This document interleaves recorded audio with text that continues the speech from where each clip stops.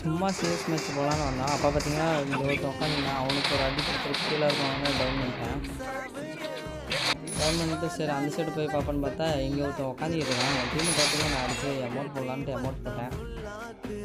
சரி இந்த ரவுண்டில் பார்த்தீங்கன்னா எல்லாருமே டவுன் ஆகிடுவாங்க. இங்கே ஒரு தாய் வரும், அவனுக்கு ஒரு மண்டையில் வச்சுட்டு அவனையும் ஒரு டவுன் அடிச்சுட்டு சரி எப்படியாவது ரிவே பண்ணோம் அப்படின்ட்டு அவனுங்களாம் வரானாங்க. நான் தான் போய் ரிவே பண்ணுவோன்ட்டு போனேன். சரி என்னோடய டீமெட்டை ரிவே பண்ணிடலான்னு நானும் வேகமாக போயினேன். போனவொடனே ஒருத்தர் டவுன் ஆகி கிடந்தான், அவனுக்கு இல்லை கிளியர் பண்ணிட்டேன். ஒருத்தர் டவுன் ஆகி கிடந்தான், அவனுக்கு இல்லை கிளியர் பண்ணிட்டு என் டீமெட்டை ஒருத்தனை ரிவே பண்ணி விட்டேன்.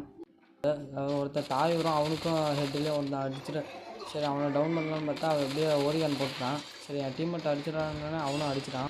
இந்த இடத்துல பார்த்தீங்கன்னா ஸ்னைப்பரில் ஒருத்தனுக்கு 1 பே கொடுத்தேன், அப்படியே டவுன் ஆகிட்டான். சரி கிளியர் பண்ணிடலான்ட்டு நானும் கிளியர் பண்ணிட்டேன்.